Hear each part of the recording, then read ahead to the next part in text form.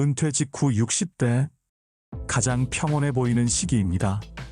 퇴직금 받았고 연금 들어오고 아직 건강하니까요.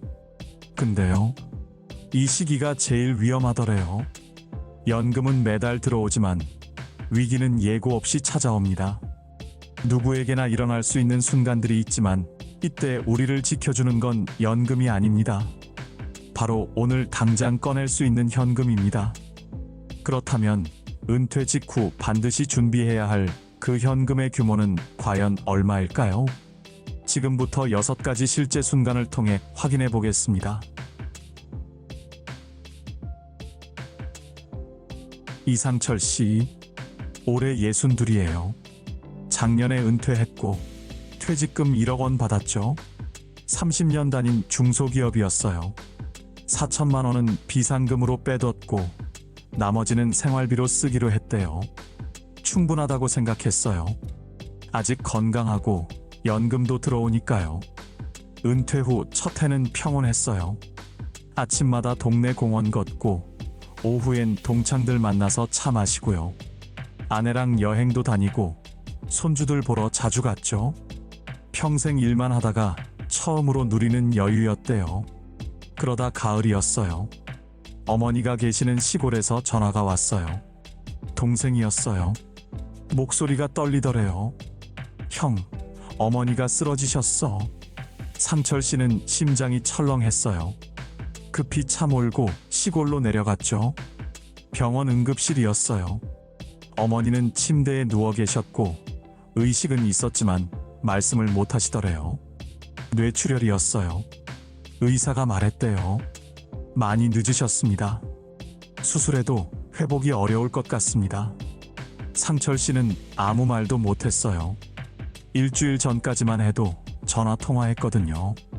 아들아, 건강해라. 자주 오고 하시던 목소리가 귓가에 맴돌았대요. 어머니는 사흘을 버티시다가 돌아가셨어요. 86이셨어요. 상철 씨는 멍했대요. 평생 살아오신 분이 순식간에 없어진 거잖아요. 근데 슬퍼할 시간이 없었어요.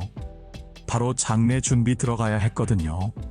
빈소 잡아야 하고 상조회사 불러야 하고 친척들한테 연락해야 하고요. 정신없이 이것저것 결정하는데 머릿속은 하얘지더래요. 장례는 3일장으로 치렀어요. 시골이라 조문객이 많았어요. 어머니가 평생 그 동네에서 사셨거든요. 빈소 음식도 준비해야 하고 차량도 대절해야 하고 꽃도 주문해야 하고요. 하나하나 다 돈이었어요. 상조에 가입은 안 하셨고 전부 현금으로 처리해야 했죠. 장지는 선산이었어요. 화장하고 봉안당 모시는 것보다 비용이 더 들었대요. 비석 세우고 상여 대절하고 제사 음식 준비하고요. 3일 동안 정신없이 지냈어요. 마지막 날 어머니를 보내고 나서 정산서 받았는데요. 1200만 원이 나왔어요. 상철 씨는 동생이랑 반반 내기로 했어요. 600만 원씩 부담하기로 한 거죠. 근데 동생이 말하더래요. 형, 미안한데 나 지금 여유가 없어.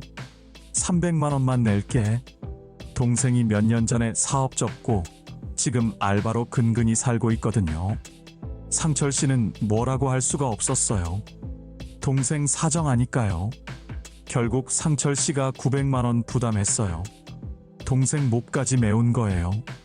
다행히 비상금이 있었어요. 4천만 원 빼둔 통장에서 꺼냈죠. 카드로 긁으면 나중에 이자 붙고 복잡하니까요. 현금으로 바로 정산했대요. 장례 끝나고 집에 돌아왔는데요. 텅 빈 느낌이 들더래요. 어머니는 가셨고 통장에서 900만 원이 사라졌고요. 비상금이 3,100만 원 남았어요. 아내가 통장 보면서 한숨 쉬더래요.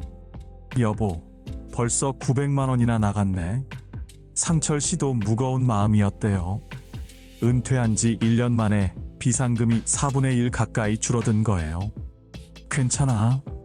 아직 3,100만 원 있잖아. 앞으로 조심하면 돼. 그렇게 말했지만 속으론 불안하더래요. 어머니 장례는 예상 못한 일이었어요. 언젠가는 올 일이라고 생각했지만 이렇게 갑자기 올 줄은 몰랐죠. 그리고 이렇게 큰 돈이 한 번에 나갈 줄도요. 상철 씨가 그러더래요. 은퇴하면 이제 편하게 살 줄 알았는데 시작부터 이러니까 앞으로가 걱정이야. 장례비는 피할 수 없는 돈이에요. 부모님 연세 드시면 언젠가는 치러야 하는 일이죠. 근데 그게 은퇴 직후에 오면요. 비상금이 한 방에 크게 줄어드는 거예요. 박미숙 씨, 올해 63이에요. 2년 전에 은퇴했고 남편이랑 둘이 조용히 살고 있었어요. 매달 연금 받아서 생활비 쓰고 여유 있게 지내고 있었죠. 미숙 씨는 건강한 편이었어요. 담배도 안 피우고 술도 거의 안 하고요. 매일 아침 동네 공원 걷고 식단도 꼼꼼히 챙겼거든요. 건강검진도 매년 빠짐없이 받았어요. 그러다 작년 봄이었어요. 정기 건강검진 갔는데요. 유방 촬영 결과가 이상하다고 하더래요. 재검사 받으라고요. 미숙 씨는 별일 아니겠지 싶었어요. 매년 봤는데 항상 괜찮았거든요. 근데 재검사 결과가 나오고 의사가 조직 검사해보자고 했어요. 그때부터 불안해지기 시작했대요. 조직 검사 결과 나오는데 일주일 걸렸어요. 그 일주일이 1년처럼 길더래요. 밤에 잠도 안 오고 밥맛도 없고요. 남편한테는 괜찮은 척 했지만 속으론 무섭더래요. 결과 나왔어요. 유방암 2기였어요. 의사가 말했대요. 다행히 초기는 아니지만 아직 수술 가능합니다. 빨리 하시는 게 좋습니다. 미숙 씨는 눈앞이 캄캄하더래요.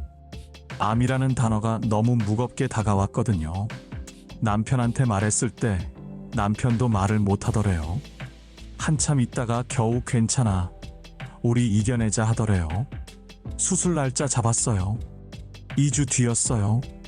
그 2주 동안 미숙 씨는 정신이 없었대요. 입원 준비하고 검사 또 받고 수술 동의서 쓰고요. 수술은 4시간 걸렸어요. 부분 절제술이었죠. 다행히 수술은 잘 됐어요. 근데 의사가 말하더래요. 수술은 성공했지만 항암 치료 받으셔야 합니다. 항암. 미숙 씨는 그 말이 제일 무서웠대요. 머리 다 빠지고 토하고 몸이 망가진다는 얘기 들었거든요. 항암은 6개월 동안 받았어요. 3주마다 한 번씩 총 8회요. 첫 항암 맞고 나서 일주일 만에 머리카락이 빠지기 시작했어요. 샤워하는데 손에 머리카락이 한 움큼씩 빠지더래요. 거울 보는 게 무서웠대요.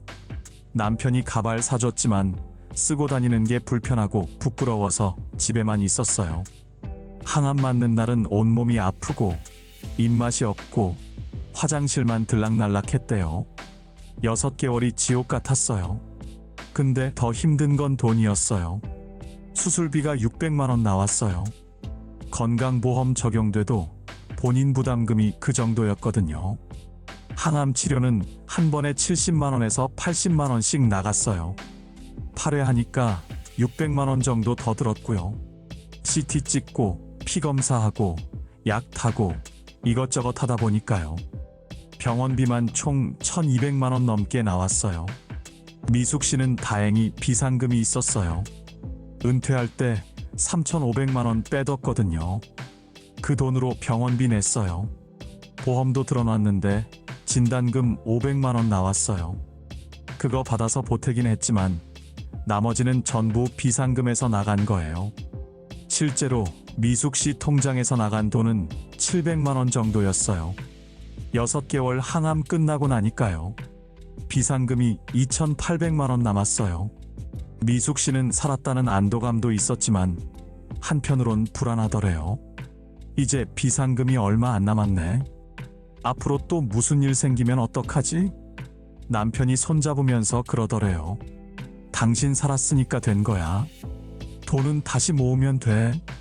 근데 63세 다시 모으기가 쉽지 않잖아요. 연금으로 생활비 쓰고 나면 남는 게 별로 없거든요. 미숙 씨가 그러더래요. 건강할 때는 비상금이 왜 필요한지 몰랐어요. 근데 아프고 나니까 알겠더라고요. 이 돈 없었으면 치료도 제대로 못 받았을 거예요. 암은 한 번에 큰 돈이 나가요. 수술비, 항암비, 검사비, 약값. 보험이 있어도 본인 부담금이 만만치 않거든요. 그리고 치료 기간이 길어요. 6개월, 1년씩 가는 경우도 많고요. 미숙 씨는 비상금이 있어서 치료받을 수 있었어요. 없었으면 자식들한테 손 벌려야 했을 거예요. 암은 한 번에 큰 돈이 나가요. 수술비, 항암비, 검사비, 약값. 보험이 있어도 본인 부담금이 만만치 않거든요. 김영호 씨, 올해 64이에요. 은퇴한 지 3년 됐고 아내랑 둘이 조용히 살고 있었어요. 매달 연금 받아서 생활비 쓰고 가끔 손주들 보러 가고요. 평범한 노후였죠. 영호 씨는 걱정 없이 지내고 있었어요. 아들이 결혼해서 잘 살고 있었거든요. 작은 인테리어 업체 운영하고 있었고 직원도 몇 명 두고 있었죠. 명절 때마다 사업 잘 된다고 했어요. 영호 씨는 대견했어요. 아들이 자기 사업 꾸려가는 게 뿌듯했거든요. 그러다 작년 여름이었어요. 아들한테 전화가 왔어요. 목소리가 평소랑 달랐어요. 직접 보고 싶다고 하더라고요. 영호 씨는 뭔가 이상하다 싶었어요. 보통 전화로 끝나는데 직접 보자고 하니까요. 며칠 뒤 아들이 집에 왔어요. 얼굴이 많이 상해 있더라고요. 사업이 안 된다고 했어요. 경기가 안 좋아지니까 인테리어 공사 의뢰가 뚝 끊겼다는 거예요. 직원 월급 주고 사무실 임대료 내고 자재값 결제하느라 대출 받았는데요. 이제 그 대출 이자도 못 갚겠다고 했어요. 금액을 물었어요. 1,500만 원이래요. 이거 안 갚으면 독촉 들어온다고요. 아들이 고개를 숙였어요. 영호 씨는 머릿속이 복잡했어요. 1,500만 원. 적은 돈이 아니거든요. 근데 아들이 빚 독촉 받는 걸 그냥 둘 수도 없잖아요. 며칠 밤을 고민했어요. 아내랑 얘기했더니 아내도 마음이 아픈 건 마찬가지였죠. 안 도와주면 저 애가 어떻게 되겠냐는 거예요. 결국 영호 씨가 통장을 열었어요. 은퇴할 때 3,500만 원 빼뒀던 돈이었죠.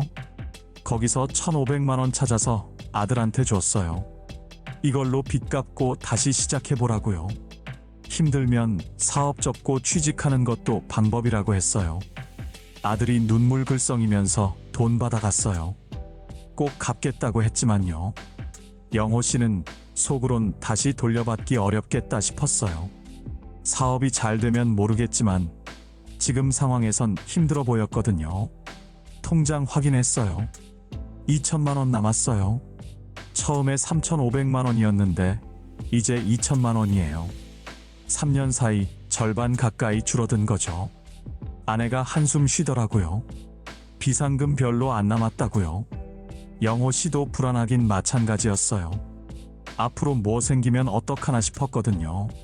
몇 달 뒤에 아들한테 전화 왔어요. 사업 정리했다고요. 더 이상은 못 버티겠다는 거예요. 지금은 작은 회사 다니면서 월급 받고 있다고 했어요. 영호 씨는 안타까웠어요. 아들이 꿈꿨던 사업이 무너진 거잖아요. 근데 한편으론 다행이라고 생각했어요. 더 큰 빚 지기 전에 정리한 거니까요. 그 1,500만 원은 돌려받지 못했어요. 아들이 지금 월급으로 생활비 쓰기도 빠듯하거든요. 영호 씨는 포기했어요. 자식 살리는 데 쓴 돈이라고 생각하기로 했죠. 영호 씨가 그러더라고요. 은퇴하고 나니까 자식 문제가 제일 무섭더라고요. 언제 무슨 일 생길지 모르잖아요. 자녀 문제는 예측이 안 돼요. 잘 살다가도 하루아침에 무너질 수 있거든요. 그때 부모가 도와주지 않으면 자식은 빚에 허덕이게 되고요. 도와주면 부모 노후 자금이 줄어드는 거예요. 비상금이 있었기에 영호 씨는 아들을 도울 수 있었어요. 없었으면 아들은 빚 독촉에 시달렸을 거예요. 영호 씨는 통장 잔액 2천만 원 보면서 생각했어요. 이제 정말 조심해야겠다고요. 정순자 씨, 올해 65이에요. 남편 박철수 씨랑 둘이 살고 있어요. 남편은 70이고 건강한 편이었어요. 매일 아침 공원 산책 다니고 저녁엔 같이 동네 한 바퀴 돌고요. 평범한 일상이었죠. 순자 씨는 별 걱정 없이 지냈어요. 남편이 건강해 보였거든요. 혈압약 먹는 것 말고는 특별히 아픈 데도 없었고요. 그러다 작년 겨울이었어요. 새벽에 잠에서 깼는데요. 남편이 이상했어요. 침대에서 일어나려는데 몸을 못 가누더라고요. 순자 씨가 깜짝 놀라서 불 켰어요. 남편 얼굴이 한쪽으로 돌아가 있었어요. 입이 삐뚤어져 있고 말도 제대로 못하는 거예요. 순자 씨는 손이 떨렸어요. 뇌졸중이라는 걸 바로 알았거든요. TV에서 본 적이 있었죠. 급히 119 불렀어요. 구급차 오는 10분이 1시간처럼 길더라고요. 남편 손잡고 있었는데 남편이 눈으로만 순자 씨를 봤어요. 말을 하려고 하는데 소리가 안 나왔어요. 병원 응급실 도착했어요. 의사들이 바로 검사 들어갔죠. CT 찍고 MRI 찍고요. 1시간 뒤에 결과 나왔어요. 뇌혈관이 막혔다는 거예요. 골든타임은 지났지만 지금이라도 빨리 치료해야 한다고 했어요. 순자 씨는 정신이 하나도 없었어요. 새벽에 멀쩡했던 남편이 갑자기 쓰러진 거잖아요. 곧바로 약물 치료 들어갔죠. 중환자실에 일주일 있었어요. 일주일 뒤에 일반 병실로 옮겼고요. 그때부터 재활 시작했어요. 남편은 오른쪽 팔다리를 못 쓰게 됐어요. 걷지도 못하고 말도 어눌해졌죠. 재활치료사가 매일 와서 팔다리 움직이는 연습시켰어요. 순자 씨는 병실에서 남편 곁을 지켰어요. 밥 먹여주고 화장실 갈 때 부축해주고요. 밤에는 병원 보호자 침대에서 잤어요. 한 달이 지났어요. 남편이 조금씩 나아지긴 했지만 아직 혼자는 못 움직였어요. 퇴원하려면 재활을 더 해야 한다고 했어요. 결국 한 달 더 입원했어요. 총 2달 입원한 거죠. 퇴원할 때 정산서 받았어요. 600만 원 나왔어요. 중환자실비, 입원비, 검사비, 재활치료비 다 합쳐서요. 건강보험 적용돼도 본인 부담금이 그 정도였어요. 순자 씨는 다행히 비상금이 있었어요. 2,800만 원 빼뒀던 돈이었죠. 거기서 600만 원 꺼냈어요. 현금으로 바로 정산했어요. 퇴원하고 집에 왔는데요. 집이 달라 보이더라고요. 남편이 휠체어 타고 들어왔거든요. 계단도 못 올라가서 1층으로 방 옮겼고요. 화장실 가는 것도 순자 씨가 부축해줘야 했어요. 남편은 말수가 줄었어요. 말하려고 해도 발음이 안 되니까 답답해하는 거예요. 순자 씨도 힘들었지만 남편이 더 힘들어 보였어요. 일은 평생 건강하게 살았는데 갑자기 이렇게 된 거잖아요. 통장 확인했어요. 2,200만 원 남았어요. 처음에 2,800만 원이었는데 이제 2,200만 원이에요. 순자 씨는 불안했어요. 앞으로도 남편 재활치료 계속 받아야 하는데 돈이 계속 들어갈 거잖아요. 통원 재활치료가 한 달에 30만 원씩 나가요. 1년이면 360만 원이고요. 언제까지 해야 할지도 모르는 거예요. 순자 씨가 그러더라고요. 건강할 때는 몰랐어요. 한 번 쓰러지면 이렇게 돈이 많이 드는지. 뇌졸중은 한 번으로 끝이 아니에요. 입원비만 나가는 게 아니라 퇴원 후에도 계속 돈이 들어가거든요. 재활치료, 약가, 보조기구 구입, 간병비까지요. 비상금이 없었으면 순자 씨는 병원비도 제때 못 냈을 거예요. 자식들한테 손 벌려야 했을 거고요. 순자 씨는 통장 잔액 2,200만 원 보면서 생각했어요. 이 돈 끝까지 아껴 써야겠다고요. 최동수 씨, 올해 66이에요. 20년 넘게 타던 차가 있었어요. 아내랑 둘이 장 보러 갈 때, 병원 갈 때 다 그 차로 다녔죠. 은퇴하고 나서도 계속 타고 있었어요. 차가 오래됐지만 잘 굴러다녔거든요. 동수 씨는 차에 애정이 많았어요. 젊을 때부터 타던 차라 정도 들었고요. 그러다 작년 여름부터였어요. 차에서 이상한 소리가 나기 시작했어요. 처음엔 별거 아니었는데 점점 심해졌죠. 정비소 갔더니 엔진이 낡았다고 했어요. 수리해도 곧 또 고장 날 거라고요. 이 차 이제 20년 넘었잖아요. 슬슬 바꾸실 때 됐습니다. 정비사가 그렇게 말하더래요. 동수 씨는 고민했어요. 차를 계속 타자니 불안하고 새로 사자니 돈이 문제였거든요. 일단 조금만 더 타보기로 했어요. 한 달이 지났어요. 차는 계속 이상했지만 그럭저럭 다녔죠. 근데 어느 날이었어요.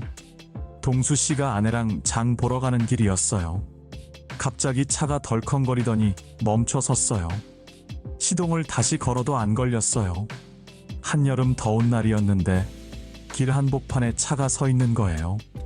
동수 씨는 당황했어요. 급히 견인차 불렀죠. 1시간 넘게 기다렸어요. 견인차 와서 집까지 왔는데 견인비만 15만 원 나왔어요. 동수 씨는 결심했어요. 더 이상은 못하겠다고요. 언제 또 길에서 멈출지 모르잖아요. 중고차를 알아보기 시작했어요. 인터넷 보고 중고차 매매단지도 다녔죠. 10년 된 차가 1,500만 원이더래요. 새 차는 3천만 원 넘어서 엄두도 못 냈죠. 아내랑 의논했어요. 여보, 차 없으면 우리 어떻게 살아요? 사야죠. 아내도 동의했어요. 동네가 시내랑 멀어서 차 없이는 못 사니까요. 동수 씨는 비상금 통장을 열었어요. 3천만 원 빼뒀던 돈이었어요. 거기서 1,500만 원 찾아서 차 샀어요. 헌차는 폐차하려고 했는데요. 워낙 오래돼서 돈이 하나도 안 된대요. 그냥 무료로 가져가더라고요. 새 차 타고 집에 왔는데 기분이 묘했어요. 차는 좋은데 통장 잔액이 자꾸 신경 쓰였거든요. 통장 확인했어요. 1,500만 원 남았어요.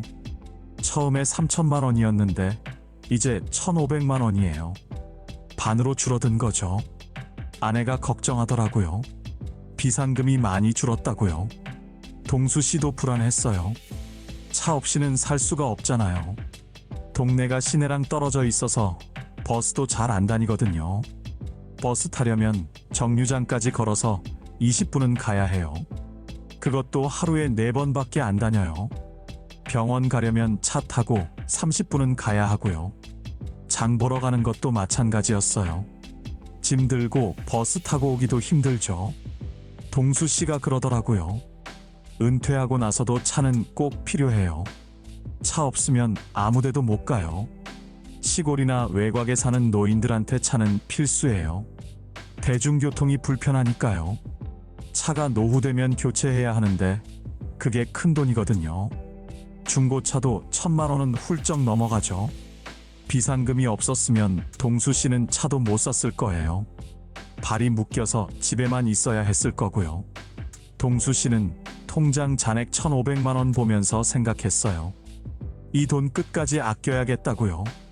윤재호 씨, 올해 67이에요. 차 운전하면서 조용히 살고 있었어요.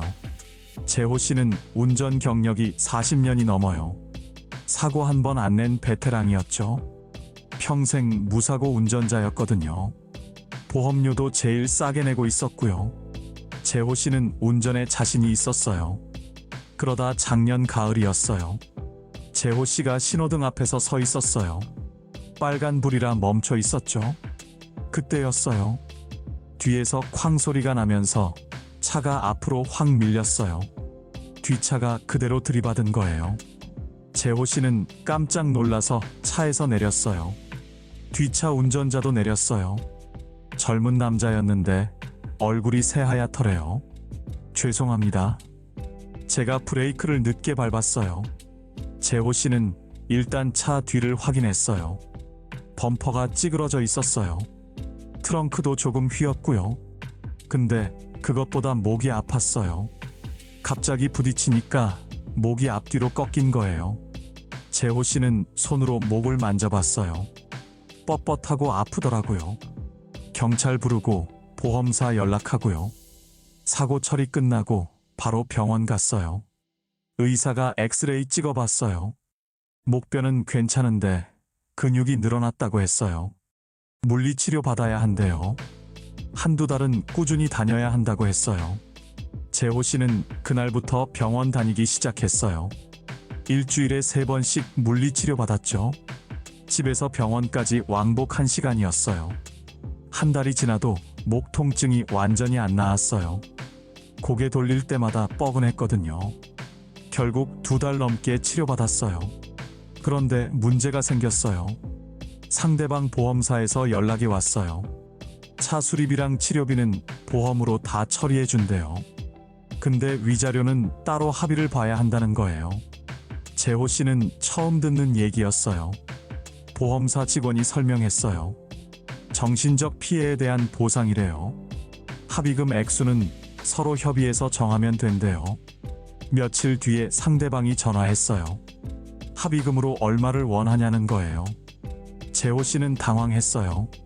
금액을 어떻게 정해야 할지 몰랐거든요. 주변에 물어봤더니 보통 500만 원에서 1000만 원 정도 받는다고 하더래요. 재호 씨는 800만 원을 요구했어요. 2달 넘게 병원 다니느라 고생했으니까요. 상대방도 동의했어요. 합의서 쓰고 일주일 뒤에 돈 준다고 했죠. 재호 씨는 다 끝났다고 생각했어요. 근데 문제는 거기서 끝이 아니었어요. 재호 씨도 합의금을 줘야 했던 거예요. 재호 씨 차가 신호 대기 중이었지만요. 상대방도 목 통증 있다고 병원 다녔거든요. 상대방이 500만 원 요구했어요. 재호 씨는 황당했어요. 자기가 피해자인데 합의금도 줘야 한다고요? 보험사에 전화했더니 그렇다고 하더래요. 서로 다친 경우엔 양쪽 다 합의금 주고받는 게 맞대요. 결국 계산해 보니까요. 재호 씨가 받는 돈 800만 원, 주는 돈 500만 원이에요. 실제로 손에 들어오는 돈은 300만 원인 거죠. 근데 재호 씨한테 당장 500만 원이 없었어요. 통장에 생활비 조금 있는 게 전부였거든요. 재호 씨는 비상금 통장을 열었어요. 2200만 원 빼뒀던 돈이었어요. 거기서 500만 원 찾아서 상대방한테 줬어요. 일주일 뒤에 800만 원 받았고요. 결국 300만 원이 남은 거예요. 그걸 다시 비상금 통장에 넣었어요. 통장 확인했어요. 2천만 원 남았어요. 처음에 2200만 원이었는데 이제 2천만 원이에요. 재호 씨는 한숨 나왔어요. 평생 무사고 운전했는데 신호 대기 중에 얻어맞은 거잖아요. 그런데도 돈은 나간 거예요. 재호 씨가 그러더라고요. 교통사고는 내 잘못이 아니어도 돈이 들어가요. 합의금 주고받는 과정에서 당장 현금이 필요하거든요. 은퇴 후에도 차는 계속 타게 돼요. 나이 들수록 사고 위험도 커지고요. 사고 나면 치료비는 보험으로 나와도 합의금은 현금으로 먼저 줘야 할 때가 있어요. 상대방한테 주는 돈은 먼저 내고 받는 돈은 나중에 들어오니까요. 그 사이에 큰 돈이 필요한 거예요. 비상금이 없었으면 재호 씨는 자식들한테 손 벌렸어야 했을 거예요. 재호 씨는 통장 잔액 2천만 원 보면서 생각했어요. 앞으로 운전 조심해야겠다고요. 6분의 이야기를 봤습니다. 이상철 씨는 어머니 장례로 900만 원을 썼어요. 박미숙 씨는 암 치료로 700만 원이 나갔죠. 김영호 씨는 아들 사업 실패로 1,500만 원을 도와줬어요. 정순자 씨는 남편 뇌졸중으로 600만 원이 들었고요. 최동수 씨는 차 교체하느라 1,500만 원을 썼어요. 윤재호 씨는 교통사고 합의금으로 200만 원이 나갔죠. 6분 다 공통점이 있어요. 모두 60에서 67 사이예요. 은퇴한 지 1년에서 5년 된 분들이에요. 그리고 모두 예상 못한 위기를 겪었어요. 부모님 장례는 언젠가 올 일이지만 정확히 언제인지는 몰라요. 암은 건강검진에서 갑자기 발견됐고요. 자녀 문제는 전혀 예상 못했던 일이었어요. 배우자 병원비도 마찬가지였죠. 차 교체는 미룰 수 없는 일이었고요. 교통사고는 본인 잘못도 아니었어요. 이 모든 게 은퇴 직후 5년 안에 일어난 일이에요. 그리고 한 가지 더. 이분들 모두 비상금이 있었어요. 비상금이 없었으면 어땠을까요? 장례비 없어서 자식들이 돈 모아야 했을 거고요. 암 치료비 없어서 빚을 졌을 거예요. 아들 도와주지 못해서 아들이 빚 독촉에 시달렸을 거고요. 남편 입원비 없어서 퇴원을 서둘렀을 거예요. 차 못 사서 집에만 갇혀 있었을 거고요. 합의금 없어서 자식한테 손 벌렸을 거예요. 비상금이 이분들을 지켜준 거죠. 그럼 얼마가 필요할까요? 6분이 쓴 돈을 다 합쳐볼게요. 900만 원, 700만 원, 1,500만 원, 600만 원, 1,500만 원, 200만 원이에요. 합치면 5,400만 원이에요. 은퇴 직후 5년 동안 이 정도가 나간 거예요. 물론 이건 6분의 사례일 뿐이에요. 누군가는 더 적게 쓸 수도 있고요. 누군가는 더 많이 쓸 수도 있어요. 근데 중요한 건 이거예요. 은퇴 직후 60대는 생각보다 위기가 많아요. 70대보다 오히려 더 위험할 수도 있어요. 왜냐하면요. 부모님이 아직 살아계시거든요. 70대 부모님이 갑자기 돌아가실 수 있어요. 자녀들이 아직 완전히 독립하지 못한 경우도 많고요. 사업하다 망하거나 실직하거나 이혼하면 부모가 도와줘야 해요. 본인 건강도 갑자기 나빠질 수 있어요. 60대에 암 진단받는 사람 많거든요. 배우자도 마찬가지예요. 갑자기 쓰러지면 병원비가 나가요. 그리고 차, 집, 가전제품 같은 것들이요. 은퇴할 때까지 쓰던 것들이 이제 수명이 다해요. 한꺼번에 교체해야 할 때가 오는 거죠. 그래서 은퇴 직후 5년이 가장 위험한 시기예요. 평온해 보이지만 실제로는 위기가 숨어 있어요. 그럼 얼마를 준비해야 할까요? 6분의 사례를 보면 5,400만 원이 나왔어요. 그러니까 최소 5천만 원은 있어야 해요. 여기서 중요한 게 있어요. 최소라는 말이에요. 5천만 원이 넉넉한 금액이 아니라는 거죠. 실제로는 6천만 원, 7천만 원 있으면 더 안심이에요. 왜냐하면 위기는 한 번만 오는 게 아니거든요. 이분들처럼 여러 번 올 수 있어요. 그리고 위기마다 금액이 다 달라요. 어떤 건 몇백만 원이지만 어떤 건 1,000만 원이 넘어요. 5천만 원 있으면요.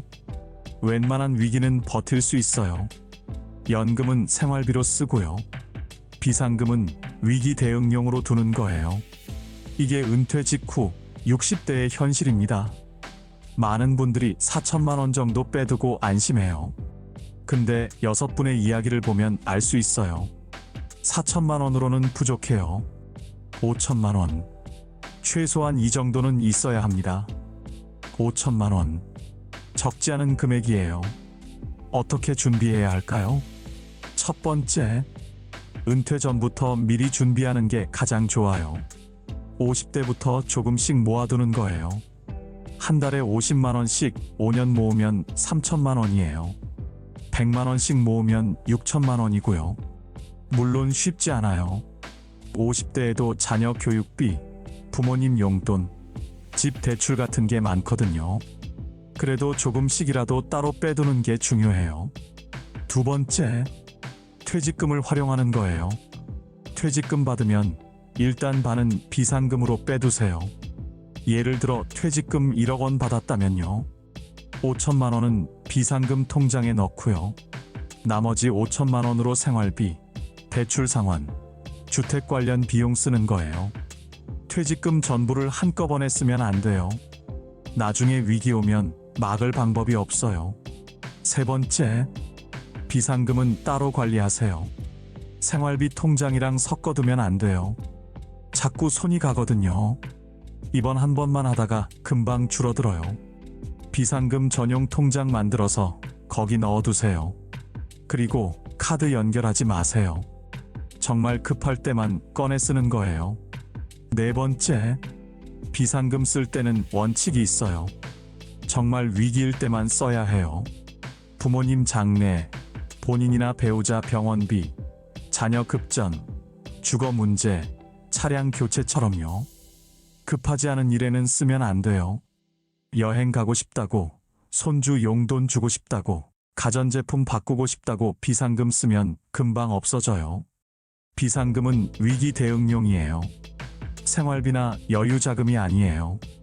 5번째, 비상금 줄어들면 보충해야 해요.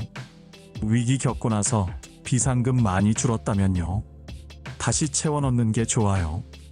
연금에서 조금씩 떼어서 넣거나요, 아르바이트에서 번 돈 일부를 넣거나요, 자녀가 용돈 줬을 때 그걸 비상금에 넣는 거예요. 한 번에 많이 채우려고 하지 마세요. 조금씩이라도 꾸준히 넣는 게 중요해요. 6번째, 배우자랑 같이 관리하세요. 비상금이 얼마 있는지 둘 다 알고 있어야 해요. 한 사람만 알면 나중에 문제 생겨요. 배우자가 갑자기 쓰러지면 통장이 어디 있는지도 모를 수 있거든요. 그리고 비상금 쓸 때도 같이 상의해야 해요. 둘 다 동의해야 쓰는 거예요. 한 사람이 마음대로 쓰면 나중에 부부 싸움 나요. 7번째, 자녀한테는 비상금 얘기 조심하세요. 우리 비상금 5천만 원 있어, 이러면 안 돼요. 자녀들이 그 돈 있는 줄 알고 의지할 수 있어요. 사업 자금 달라고, 집 살 때 보태달라고 할 수 있거든요. 비상금은 정말 급할 때만 쓰는 거예요. 자녀 욕심 채워주는 돈이 아니에요. 8번째, 70대 되면 비상금 성격이 바뀌어요. 60대 비상금은 위기 대응용이에요. 근데 70대 넘어가면 의료비 비중이 커져요. 병원 자주 다니고 약값 많이 들고요. 그러니까 60대에 비상금 잘 지켜두세요. 70대 되면 그 돈이 더 절실해져요. 마지막으로 하나 더. 비상금 없으면 자식한테 손 벌려야 해요. 그게 제일 힘든 일이에요. 자식들도 자기 생활 있고 애들 키우고 집 대출 갚고요. 부모 도와줄 여유가 없는 경우가 많아요. 도와준다 해도 마음 편하게 받기 어렵죠. 비상금 5천만 원은요, 자녀한테 손 안 벌리고 사는 돈이에요. 자존심 지키는 돈이고요. 평온한 노후를 지키는 돈이에요. 은퇴 직후 60대, 겉으로는 평온해 보여도 위기는 언제든 올 수 있어요. 그 위기를 막아줄 수 있는 건 비상금뿐입니다. 최소 5천만 원. 넉넉하게 준비하시길 바랍니다. 오늘은 은퇴 직후 60대에게 필요한 비상금 이야기를 했어요. 6분의 사례를 봤죠. 장례비, 병원비, 자녀 문제, 배우자 병원비, 차량 교체, 교통사고 합의금. 5년 동안 이런 일들이 일어났어요. 합치면 5,400만 원이 들었고요. 그래서 최소 5천만 원은 필요하다는 거예요. 많은 분들이 생각해요. 나는 건강하니까 괜찮을 거야. 우리 자식은 돈 달라고 안 할 거야. 아직 부모님 건강하시니까 괜찮아. 근데 위기는 예고 없이 와요. 건강하다가도 갑자기 아프고요. 자식이 잘 살다가도 하루아침에 무너지고요. 부모님이 건강하시다가도 어느 날 갑자기 돌아가세요. 그게 인생이에요. 예측할 수 없는 게 인생이거든요. 은퇴 직후 60대는 특히 그래요. 겉으로는 평온해 보이지만요, 실제로는 위기가 숨어 있어요. 부모님 세대, 본인 세대, 자녀 세대, 세 세대가 모두 불안정한 시기예요. 그래서 준비해야 해요. 비상금 5천만 원. 많은 돈이죠. 쉽게 모을 수 있는 돈도 아니에요. 근데 이 돈이 있으면요, 웬만한 위기는 버틸 수 있어요. 자식한테 손 안 벌려도 되고요. 마음 편하게 살 수 있어요. 그게 제일 중요한 거예요. 70대, 80대 되면 더 힘들어져요. 건강도 나빠지고 의료비도 더 많이 들고요. 그때를 위해서라도 60대의 비상금 잘 지켜야 해요. 오늘 이야기가 도움이 되셨다면요, 주변에 은퇴 준비하시는 분들께 공유해주세요. 그리고 구독과 좋아요도 부탁드립니다. 여러분의 평온한 노후를 응원합니다. 감사합니다.